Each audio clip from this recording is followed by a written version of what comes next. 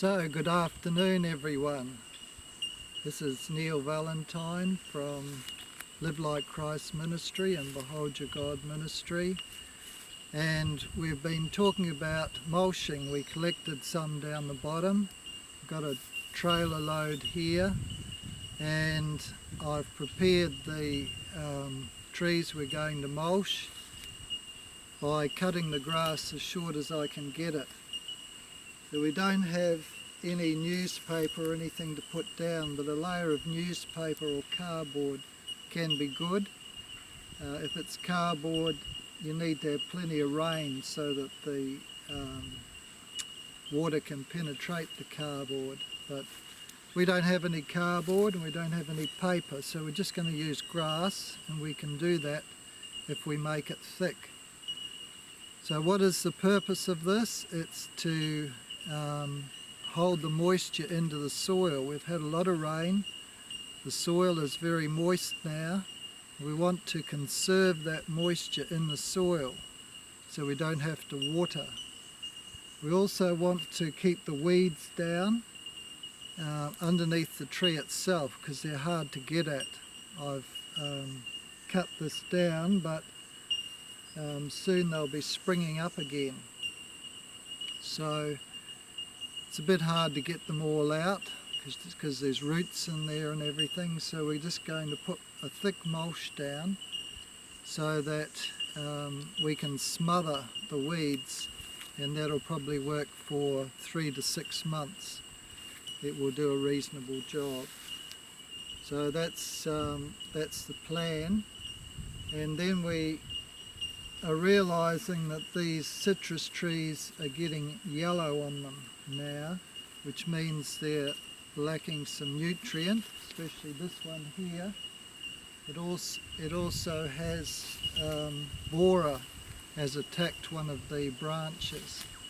So we're going to cut out that branch and just throw it under the tree for mulch again, and do this one too. And this mulch, because it's freshly cut, it still has greenish in it. It's still quite green underneath, and so it'll have a certain amount of nitrogen, and that will be released over time, and also it will have potash in it and some other nutrients from the ground down there. So ideally you would put some manure on this ground first, but I don't have any manure at the moment, and so I'm going to just use grass. And I'm interested too to see just how well the grass will fertilise this tree too, so because it will give some fertiliser to it. So let's go ahead and begin. So we've got to do it thick. If we're going to kill the weeds, we've got to put this on fairly thick and away from the trunk. Don't want it directly touching the trunk at all.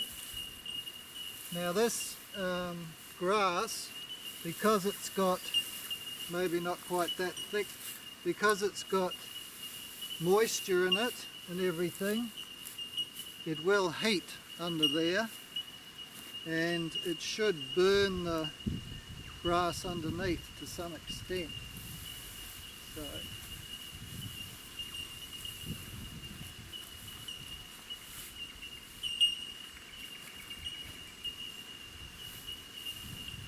So this can often be free. This is free fertiliser for your tree. It will help to generate microorganisms in your soil. And in the soil, that's where you get a lot of your nutrient from microorganisms in a organic system.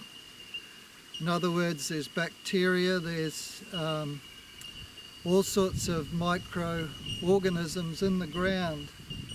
which work around the roots, and they live, they grow, they die, and as they decompose they're releasing nutrients. So all that activity, as well as earthworms, we're likely to bring earthworms in here, all that activity will help to grow this tree, especially if you keep putting mulch on every 6 months or so. The soil will gradually build richer and richer because the organic matter in here will be releasing nutrients and creating new soil all the time.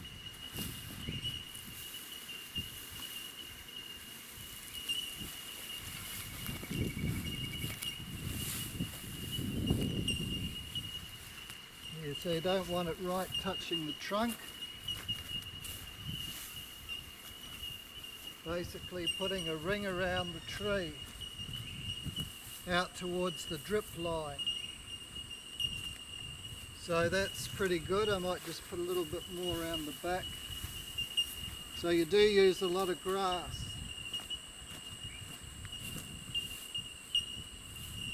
And as I say, the grass has to be thick enough to kill the weeds underneath, or at least smother them for long enough to make it worthwhile. So now I'll start on this next tree.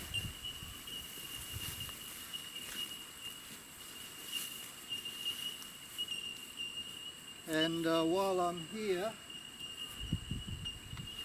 I'm going to cut out this bit of dead wood. It's a borer has got into that wood. We have borers here in Australia.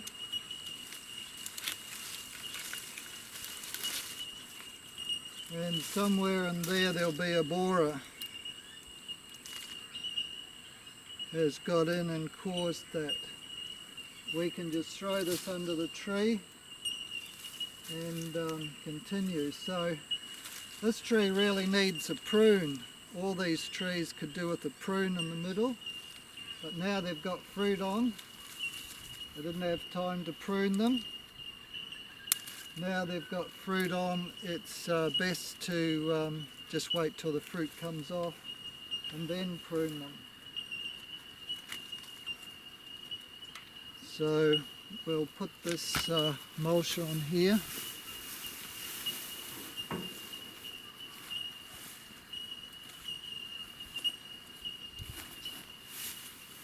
And if I need to, I can put some manure more on the top, but it would have been better underneath this.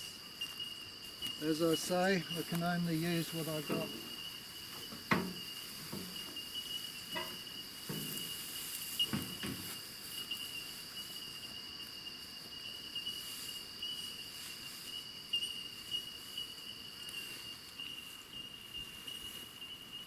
So if you can use what you have available on your own property, you can save a lot of money and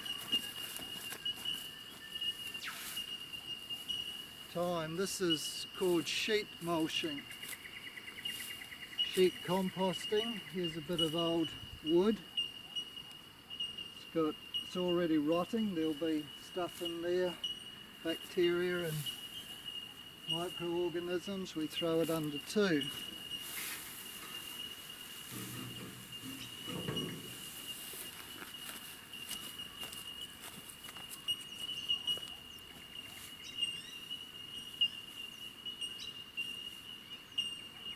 Okay, so it doesn't actually take long to do a tree. That takes me about an hour to fill up this trailer.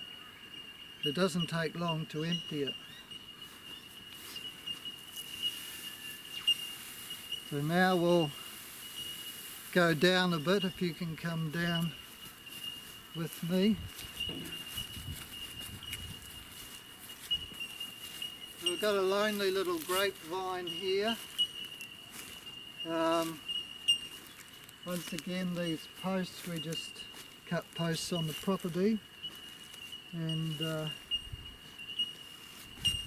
this is a sultana grape which we're trying here, and see how it goes. It's grafted, so it should do okay, hopefully, but they don't like these humid sort of conditions that we've got at the moment. We're hoping to get some grapes off that. And then we've got passion fruit here, which I'm training up this trellis. They just need a start. This is a red Panama, this one, which is quite a big passion fruit, about that big, and quite sweet. And then we've got a yellow passion fruit, a very big one. It gets up as big as that if it's grown well.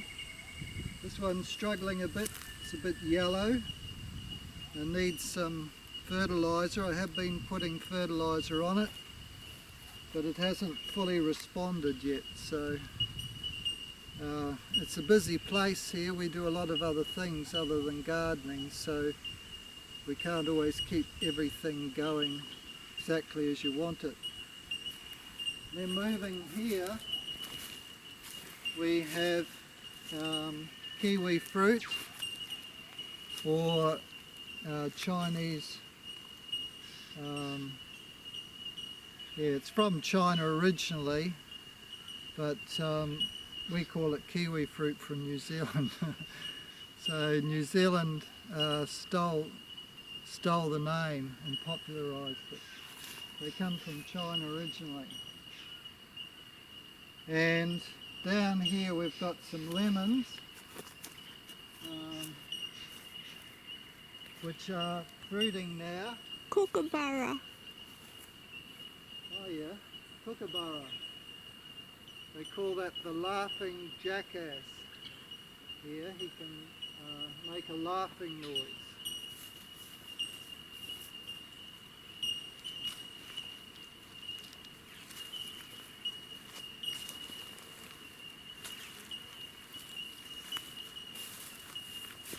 So here we have a couple of lemons, nice lemons, almost fully ripe, but best to take them off the tree now because the fruit fly will attack these lemons too. Not only that, the white cockatoos come in and eat the seeds of the lemons, and they spit out the lemon. So they'll be good to eat. You can see how many it's got on. There's probably 50, 60 lemons on that tree, that high. So they're quite productive. There could be more than 50 or 60, all at different stages and different sizes. So that's a good thing to grow. They're easy to grow. You can see they're putting on new flowers now too. This is it's like a tiny insect that eats the leaves, but we don't worry about it because it just comes and goes. It doesn't really affect things much once your tree is this size. So we try and do everything organically here, and so we don't worry about things unless they're a real problem. So with these kiwi fruit, we grow them up the trellis and then along. A lot of people put a cross piece across here. I'm just using old wood and stuff, so I don't really need that. I'm not trying to do something commercial. This is just for our own use. But these have done quite well, and we are looking forward to some kiwi fruit. This one here is a special grapefruit. It's called Honif's Surprise, and it's actually a cross between a grapefruit and an orange probably. It came up in someone's backyard, and so the nursery has taken the scion, the wood from this, and then it reproduces it. So this will be interesting to try when it's ready, because I've had grapefruit orange crosses before and you get a lot of juice in them, but it's got a slight tang as well.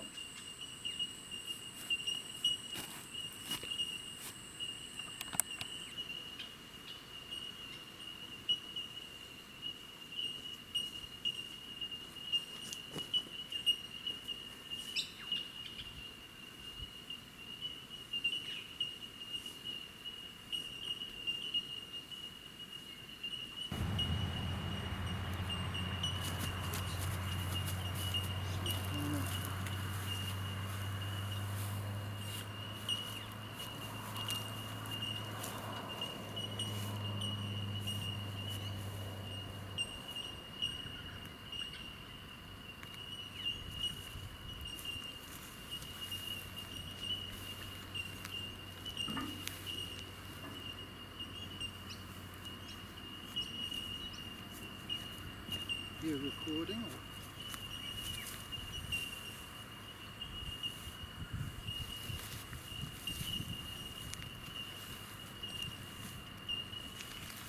Did you know that when you slash the ground or mow the ground, the grass like this, that underneath the ground the roots tend to die back a bit once the tops are cut off?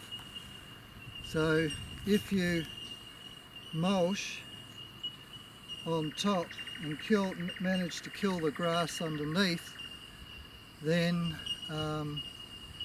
all those little roots from the grass will rot down and decompose, so that adds nutrients to your soil as well, and adds pathways where air can come through into the soil underneath, and water can get down easily into the soil too.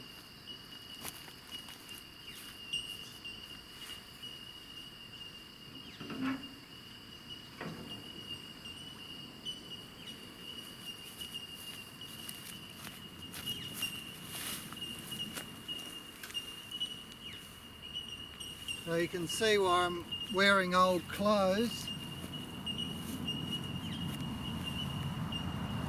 From a health point of view, I'm getting some sun as well. I'm getting exercise, I'm getting sun, I'm getting fresh air.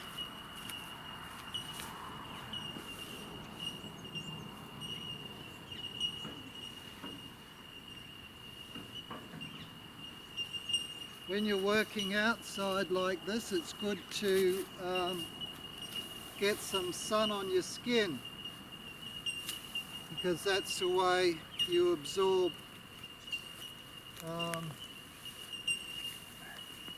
vitamin D, which is essential for your body, and vitamin D has some really good effects as far as cholesterol is concerned and other things as well.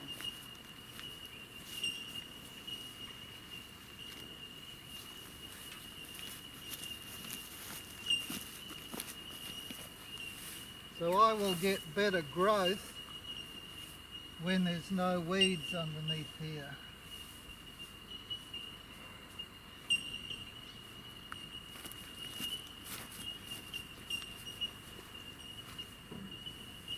Now if you've got children, there's a good lesson in these vines for training children.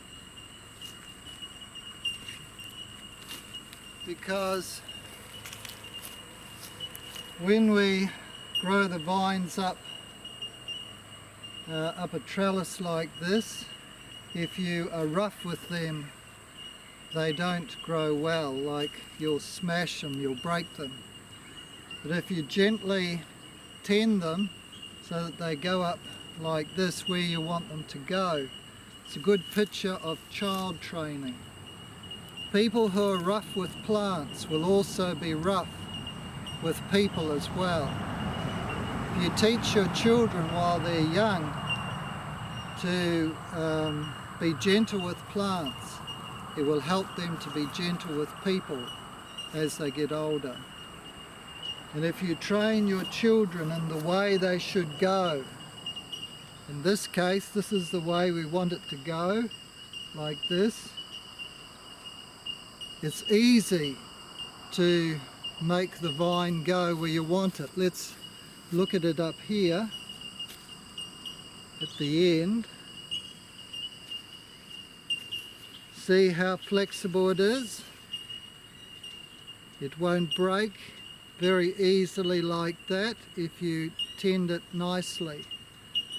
And with young children, you can form their characters nicely by training them gently but firmly. So once a vine has set in a certain shape and grown about that thick, it's very hard to change the shape of it without actually pruning something back. So these trees over here, if I want to change their shape, I have to cut things out. But at this stage with this vine, I can manipulate it to where I want it to go. And that's what God wants us to do in our training of children. And He too, He forms and He shapes our lives if we allow Him into the way that will produce the most fruit. And sometimes He has to cut us back. He has to prune us, prune our characters, to cut out the bad, like I had to do with that citrus tree. And those are the difficult things in life that we face sometimes. They tend to prune out our bad characteristics if we allow them to. So there's lessons in nature all the time. Now, you don't have to make money out of your farm. Some people will be able to go to the outside of a city and commute into work, to some work in the city, and then come home again, while their wife and their children get to live in the country, and the father will be able to come backwards and forwards, spending time on holidays and weekends with his family on the farm, and he can get some good exercise during those times. So if you're coming into a remote area, then you've got to think about how you're going to earn money. So some people are capable of earning money from a distance through the internet, through selling things, through working from home somehow. Other people aren't. So when we came here, I had to think about how I would earn money out here. We're 35 kilometres from the nearest town, and the biggest town we're at least an hour away, an hour and 20 minutes. So it's quite a long way. So what I did was I started a small nursery out here and set up a nursery and grew plants, and then I would take them to the markets, and that earned us some money. And then I did some gardening work. I advertised and I did some gardening work. People liked what I did, and I got so busy that it was more than what I really wanted, more gardening work than I wanted. Also, they grow avocados in this area, and I went and worked for an avocado farmer, and he was happy with my work because I was experienced, and I could have worked there a lot too, 6 months of the year probably.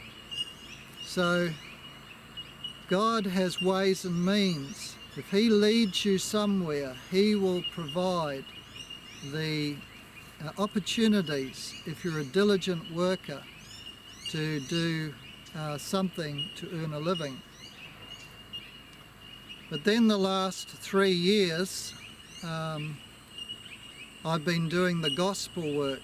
So I don't do the outside work in gardening now. I do gospel work, and this is what God has called me to do in these last years of my life. And I'm very interested in that and in helping people in different countries and different places. So that is what we're doing now, but we want to have some food that's not poisoned. There's no harmful pesticides on it, and we enjoy growing things anyway.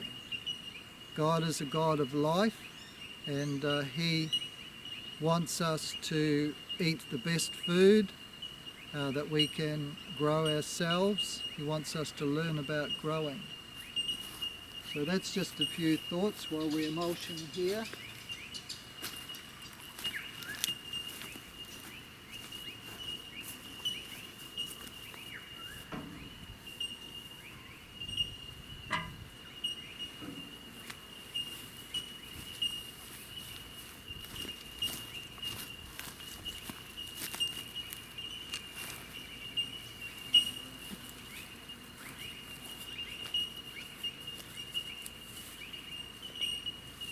These trees down here get a bit neglected because they're close to the bush. It's a bit hard to get down here. Look at this little tree, how small it is. It's got 1, 2, 3, 4, 5, 6, 7 fruit on it.